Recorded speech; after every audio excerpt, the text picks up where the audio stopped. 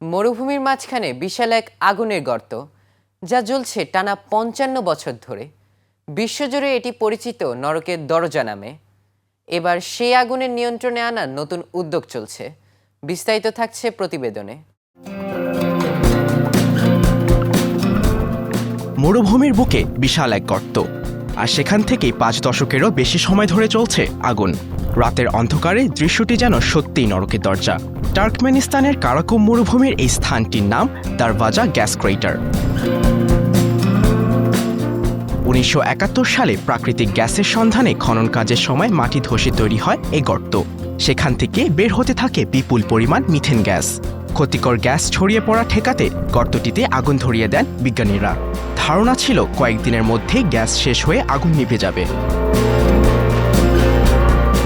কিন্তু ৫৫ বছর পরেও জ্বলছে সেই আগুন।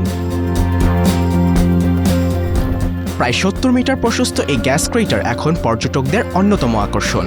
তবে দীর্ঘদিন গ্যাস পোড়ায় নষ্ট হচ্ছে প্রাকৃতিক সম্পদ, বাড়ছে পরিবেশগত ঝুঁকিও।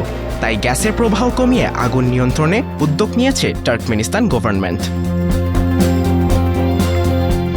এখন প্রশ্ন, ৫৫ বছরের এই জ্বলন্ত রহস্য কি সত্যি শেষ হতে চলেছে, নাকি আরও বহু বছর রাতের অন্ধকারেই জ্বলতে থাকবে নরকের দরজা?